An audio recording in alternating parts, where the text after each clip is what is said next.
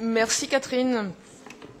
Je voudrais commencer par remercier tous les collègues qui ont contribué au travail sur cet avis avec leurs amendements et bien sûr avoir un remerciement particulier pour tous les shadows.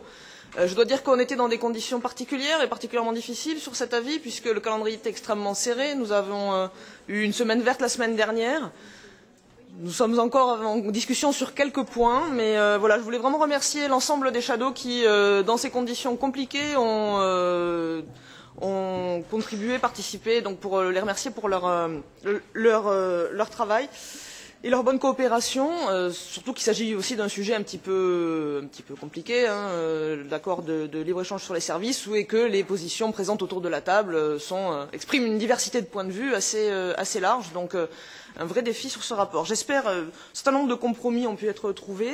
Donc nous voterons demain sur cet avis, en particulier sur les sujets tels que la protection, le compromis 3, donc sur la protection des consommateurs et des travailleurs, et la nécessité d'assurer la création d'emplois qualifiés et rémunérés convenablement. Notre compromis qui sera le compromis 4 sur l'équilibre dans les échanges encadrés dans ce traité. Le maintien de la possibilité de légiférer pour les États dans le cadre de l'intérêt général. Le compromis 6 qui exclut les services publics du champ d'application du traité. Et d'autres compromis sur les marchés publics, justement, et puis sur la mobilité professionnelle. On a quelques sujets sur lesquels nous sommes en cours de calage, mais j'ai bon espoir que nous trouvions finalement un accord dans les minutes ou heures qui viennent pour pouvoir voter sur ces compromis demain. Sur les objectifs généraux, nous avons quelques questions de formulation qui, j'espère, vont pouvoir être résolues.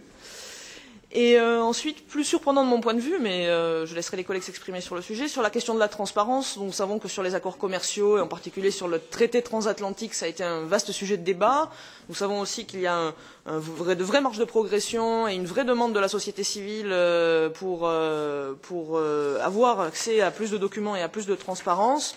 On a là aussi des formulations qui j'espère, vont pouvoir satisfaire tout le monde, mais il me semble que cette question de la transparence est un objectif que nous devrions tous partager, quelle que soit notre sensibilité politique. Sur d'autres points, je pense que ce sont les votes en commission qui trancheront entre les différents amendements proposés, puisque nous avons tenté de proposer des compromis, mais le débat reste vif, en particulier sur la question des clauses de standstill et ratchet, où là il y a une vraie divergence de point de vue, la question des listes, liste positive ou liste hybride sur ce qu'il s'agit pour ce qui concerne l'accès au marché, et puis la question du champ d'application au-delà de la question des services publics autour des professions réglementées qui là aussi fait débat. Mais il me semble quand même utile de rappeler les principes qui avaient été proposés au travers de ce projet d'avis, à savoir que il y a nécessité de combiner les objectifs dans ce traité de libre-échange sur les services, en particulier, certes, faciliter l'accès au marché, mais aussi maintenir les conditions d'une concurrence équitable et préserver, bien sûr, les entreprises, mais également la protection des consommateurs, des travailleurs et de l'environnement. Et puis, je pense que c'est quelque chose qui devrait être présent à l'esprit dans la plupart des négociations, dans toutes les négociations sur les accords commerciaux, à savoir la question de la réciprocité et de l'équilibre et, s'agissant des entreprises, bien sûr, s'assurer que les conditions qui sont faites aux entreprises européennes ne sont pas moins avantageuses que celles qui sont faites aux entreprises de nos partenaires sur notre propre marché.